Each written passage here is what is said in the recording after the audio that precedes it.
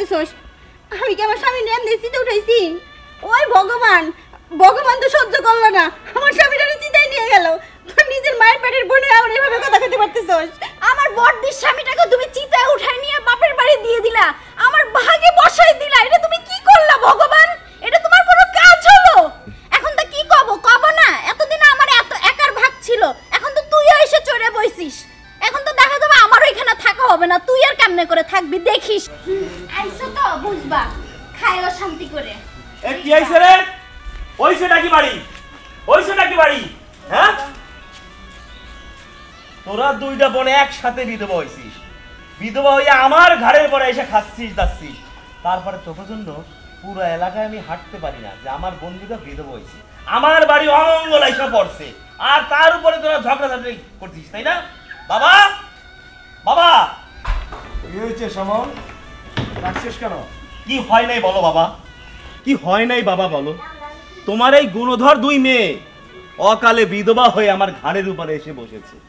বসেছে তো বসেছে, বাড়িতে অমঙ্গল তো ডেকে এনেছে পুরা পাড়া মহল্লায়। আমি মুখ দেখাতে পারি না, আমার দুই বোন অকালে বিধবা হয়েছে। সেদিন মন্দিরেও কথা উঠেছে ওদেরকে নিয়ে, বুঝতে পেরেছো তো? কি হয়েছে? কি হয়েছে? ওদেরকে এ বাড়ি আমি রাখতে চাই না বাবা।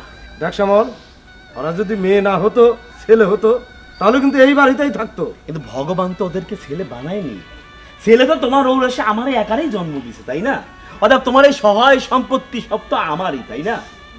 হ্যাঁ, সহায় সম্পত্তি সব তোর, কিন্তু আমি চিতায় ওঠার পরে আর এখনো তোকে সহায় সম্পত্তি কিন্তু দেইনি আমি। শোনো বাবা, আমি সেফ সাপে একটা কথা বলে দিই, তোমার এই বিধবা দুই মেয়ে যদি এই বাড়িতে থাকে, তাহলে আমি এই বাড়িতে আর ফিরে আসবো। কি হ্যাঁ, তোরা কি একটু চুপচাপ থাকতে পারিস না? হ্যাঁ, একে তো বিধবা হয়েছস, আমার ঘাড়ের উপর এসে বসছস, আমার ঘাড়ে বসেই খাচ্ছস। ঠিক আছে, তোরা দুইজন মায়ের পেটের বোন, এক মায়ের পেটের, তারপরে তো করে তো ঝগড়া কিসে লেগে লাগে? হ্যাঁ, আমি বুঝি না তোরা এখন কি চাইতেছস জানোস? আমার মনে হইতেছে তোরা চাইতেছস যে আমি চিতাই উঠি।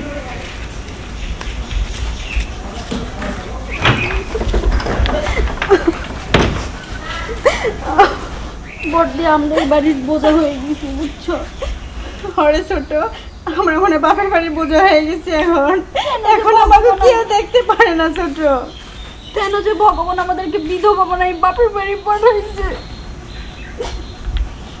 ছোট, তুই চিন্তা করিস না, আমরা বাপের বাড়ি নয় বোঝা হয়েছি। কিন্তু ওই যে শুনছি মহিলা মেম্বার আছে না, মহিলা মেম্বার বলে বিধবাকে কাট দেয়। চল আমরা একটা কাট করি গে, তুই একটা করবি আমি একটা করুম, আমার আর কষ্ট থাকবো না। আচ্ছা চলো বড়দি, তাহলে আর আমাদের বাপের বাড়ি বোঝা থাকতে হবে না। হ্যাঁ চলো। হরিবাদল, আজকে ম্যাডাম এদিকে আয়। জি ম্যাডাম। বোন সামনে আয়। এই যে আমার চশমাটা পাওয়ার কইমা গেছে, বুঝছো হরিবাদল? জি ম্যাডাম। আমার চোখের চিকিৎসা করতে হইব, কলকাতা যাইতে হইব। ম্যাডাম, আপনার কলকাতায় এমনিতেও যেতে হবে, ওই রমেশ দা আছে না, রমেশ দার দুই মেয়ে আপনাদের এই বাড়িতে আসতেছে। কি বলিস? জি ম্যাডাম। দুই মাইয়া বিধবা হইছে? জি। তাইলে তো কলকাতা যাইতে হইব। অবশ্যই যাওয়া দরকার।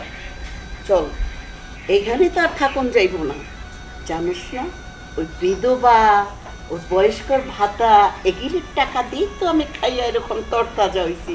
এই চশমার চিকিৎসা করি, আর যে চিকিৎসাই করি, কলকাতা যাই, লন্ডন যাই, যেখানে যাই, ওগো টাকা দিয়ে তো যাই, বুঝছো?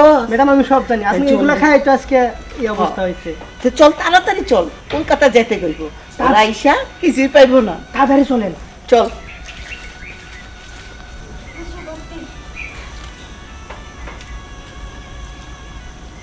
মেম্বার মাসি, মেম্বার মাসি বাড়িতে আছেন?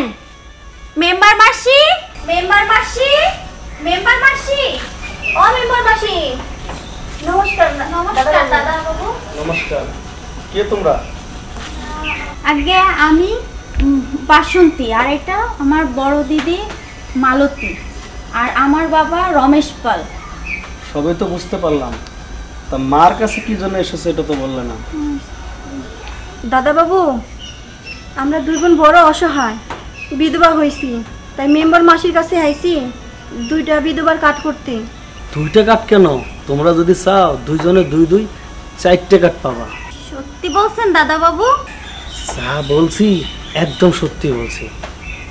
দাদা বাবু, আপনার মনটা অনেক বড়, ভগবান আপনার মঙ্গল করুক। শোনো, মা তো গেছে চিকিৎসার জন্য কলকাতায়, তবে সমস্যা নেই, আমি তোমাদের বিধবা কার্ড দেব।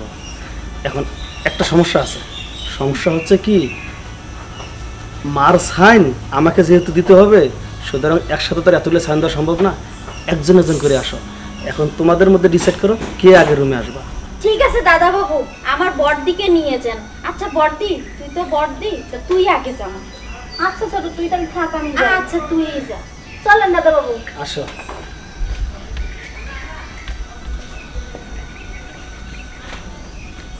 চলো বসো। দাদা বাবু, বিধবার কার্ডটা আমার চালু করে দেন। বাড়িতে আমার বাবা আর দাদা রয়েছে। আরে দেবো তো, চালু করে দেবো দেখি তো রুমে নিয়ে আসলো। এটা কি করতেছেন আপনি? আরে কিছু করতেছি না, কি কই মন দিয়ে শোনো।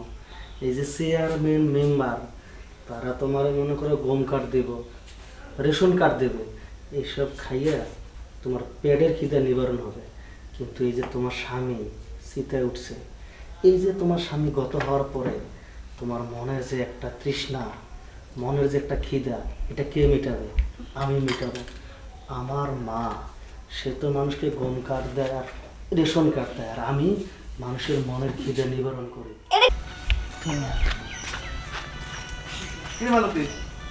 আরে বলাই দা, নমস্কার। নমস্কার বলাই দা। তুই তো কিসের জন্য দাঁড়ায় রয়েছিস? আইছিলাম মেম্বার মাসির কাছে বিধবা কাটার জন্য, আমি আর বড়দি। আচ্ছা, তো তোর বড়দি কো? বড়দি তো ভিতরে। ভিতরে? আমিও মেম্বার সাহেবের কাছে আসছি, বুঝছিস? তা আমার বড় একটা সমস্যা হয়ে গেছে। কি সমস্যা বলাই দা? আর কোশ নে, আমি গরিব মানুষ, চাষা পোষা মানুষ, জানিসই তো, খেতে খামারে কাজ করে খাচ্ছি। আমার খেতে মনে কর ধান পাকিছে, এই সব লোক মনে কর গরু ছাড়িয়ে দিয়ে ওই সব ধান নষ্ট করে ফেলাচ্ছে। এই জন্যই ভাবলাম যে মেম্বারের কাছে এসে নালিশটা দিয়ে যাই। এটা তো তোমার বড় সমস্যা। হ্যাঁ, কিন্তু মেম্বার মাসি তো নাই, উনার ছেলে আছে। ওনার ছেলে আছে? জি। তাহলে তার কাছে তো ক্ষতি হবে। হ্যাঁ। আচ্ছা, কি যে করি, কোন সময় যে আসবে না? বাঁচাও আমাকে! ওইটা কি করছেন? এই আপনি কি করছেন? ছেড়ে দিন আমারে, বাঁচাও! ও কি করতেছে? এটা ছেড়ে দেন। দাদা, আমার দিদি ভিতরে চিল্লাচ্ছে কেন? এই তাই তো, তোর দিদি ভিতর চিল্লাবে কিসের জন্য? এই দাঁড়া, আমি দেখতেছি দাঁড়া। আমি আসবো। এই কি হচ্ছে না ঘরের মধ্যে? কি হচ্ছে? না দাদা বাবু, এটা কি করছেন? আমার ছেড়ে দেন। এই, এই কি করতেছেন এটা? হ্যাঁ? কি করতেছেন? কি করতেছেন? হ্যাঁ? কি করতেছেন এটা? এই বালা বাচ্চা, তোর এত বড় সাহস, তুই আমার রুমে ঢুকে আমার গালে থাপ্পড় মারস? থামেন রামকৃষ্ণ দা, আপনার একখান কথা কইতেছি। আপনি যে মেম্বারের ছোট সওয়াল, ভাবিছিলাম কি জানেন, আপনার কাছে এসে আমরা একটা বিচার পাবো, মানুষ আপনাদের কাছে এসে উপকারিত হবে। কি করেছেন? হ্যাঁ, একজন বিধবা। চাপ! কি করেছি না করেছি সেই কথা কি আমি তোকে দেবো? আমাকে দিতে হবে। কৃষি জমি দিবেন না, আমি একজন কৃষক দিয়ে আমাকে দিবেন না? হ্যাঁ, একজন বিধবা নারীর উপর আপনি যে অত্যাচার করতেছেন, তার ইজ্জত নিয়ে আপনি কারাকারি করতেছেন। এরপরও কথা আপনি জবাব দিবেন না। যখন আপনি টাইমে নিয়ে দর্শকের মধ্যে নিয়ে যাবো, এলাকার মানুষের মধ্যে নিয়ে যাবো, আপনি যে একটা মেম্বারের ছোট সওয়াল, আপনার মা এই মহল্লার সবাইরে বিচার করে বেড়ায়, আজকে যে আপনি এত বড় একটা অপরাধ করছেন, আপনার বিচার কিরা করবি? এই বাবা, চুপ করে! থাক বলাই দা, হ্যাঁ গো, কই আর কি হইব? আমরা গরিব মানুষ, ওই ভগবান আমাদের সাথে খেলতেছে, আর যদি নাই খেলে তাহলে আমাকে এই বয়সে বিধবা করবো কি লিগে?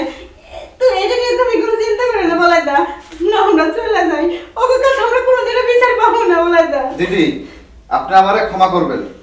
এই যে জানোয়ারের মতো কাজ করেছে না, এই জানোয়াররা জানোয়ারই থাকে, কিসের জন্য হবি না। এই তোর মা একজন মেম্বার, ওর মা যদি ভালো মেম্বার হইতো, আমাদের গরিব মানুষের দুঃখ বুঝতো, তাহলে আজকে তার ঘরে এরকম একটা জানোয়ার তৈরি হইতো না।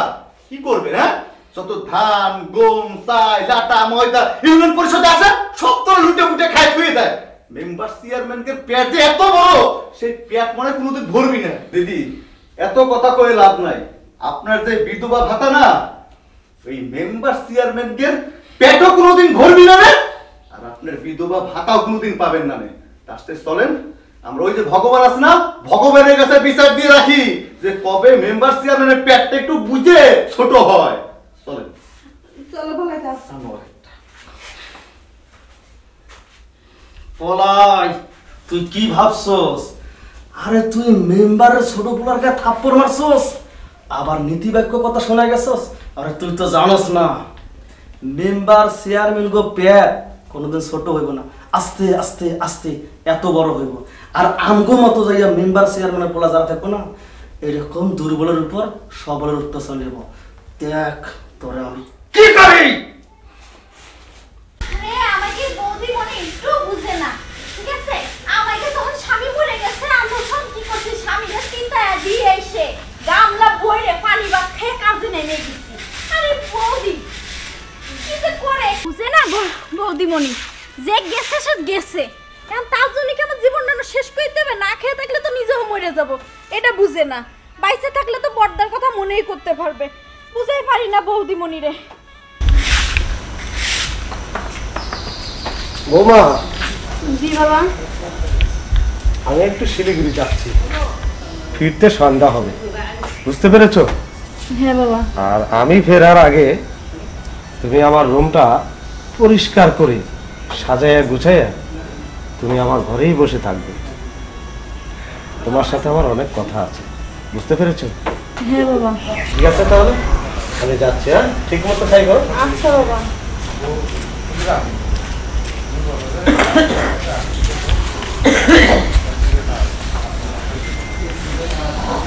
বৌদিমণি, ও বৌদিমণি, কি কইলো বৌদিমণি? আমি জানি না রে কি কইলো। কইলো ঘরটা গোছায় আর রুমে যাই বসে থাকতে। থাক, তুই কাজ কর, আমি যাই। বৌদিমণি, তুমি কিছু না বলো, আমি সবই বুঝি। তোমার মতন আমার খাটা সেটা আমার শ্বশুর একটা ছিল। আমি যখন নতুন নতুন বিধবা হয়েছি, তখন ওই খাটা শ্বশুর আমার শরীরে পরে ঝাঁপ দিয়ে পড়ছে।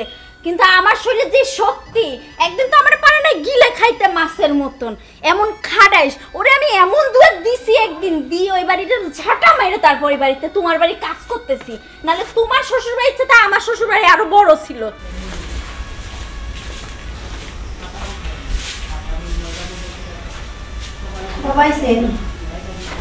আসলাম। তুমি তাহলে আমার কথা বলে রেখেছো, সুন্দর করে রুমটা সাজিয়ে গুছিয়ে নিজেও সেজে গুছে বসে আছো। বৌমা। হ্যাঁ বাবা। শোনো বৌমা, তোমার একটা কথা বলি। আমার ছেলে সুবল গত 6 মাস হয় চিতায় উঠেছে, আর এই 6 মাস ধরেই তোমাকে আমি ভালো দেখছি না। ঠিক মতো খাচ্ছ না, ঠিক মতো ঘুমোচ্ছ না। এটা কি আমি সহ্য করতে পারি? পারি না। আমি দেখেছি রাতে যখন তুমি ঘুমাও, আমি তোমার রুমে গিয়ে দেখি তুমি ঘুমাচ্ছ না, যৌবন জ্বালায় ছটফট করছো। কিন্তু আমি জনজান্ত শ্বশুর বেঁচে থাকতে তুমি যৌবন জ্বালায় ছটফট করবে, সেটা কি আমি মেনে নিতে পারবো? কি বলতেছেন বাবা এগুলো? হ্যাঁ বৌমা, আমি এটা মেনে নিতে পারবো না। এই যে বিশাল সয় সম্পত্তি, এই বাড়ি গাড়ি সবই তো তোমার, আর এই বাড়িতে কে আছে? তুমি আর আমি ছাড়া আর কেউ নেই। শোনো, তুমি চাইলে এই বাড়ি ঘর দুয়ার যা কিছু আছে সব আমি তোমার নামে লিখে দেব, তুমি সব কিছুরই মালিক হয়ে যাবে। কিন্তু একটা শর্ত আছে বৌমা। কি শর্ত বাবা আপনি? শোনো বৌমা, তুমি যদি আমার কথাটা শোনো, এই সয় সম্পত্তির মালিক হয়ে যাবে। যেদিন থেকে আমার ছেলে গত হয়েছে, সেদিন থেকেই আমার কামনার বাসনা জেগেছে, আর তোমারও কামনার বাসনা যাচ্ছে। এসো দুজনে মিটিয়ে নেই। সি বাবা, এগুলো আপনি কি কইতেছেন? শোনো বাবা, আমার কথায় যদি রাজি না হও, এই গ্রাম ছেড়ে তোমাকে আইজে যেতে হবে। গ্রামের সব লোক ডেকে পঞ্চায়েত বসাবো, আর তোমার কাঁধে মিথ্যে কলঙ্কর বোঝা চাপিয়ে দেবো। কার সাথে জানো? বলাই আছে না, আমাদের কাজের ছেলে বলাই। ওর সাথে তোমার মিথ্যে কলঙ্ক বোঝা।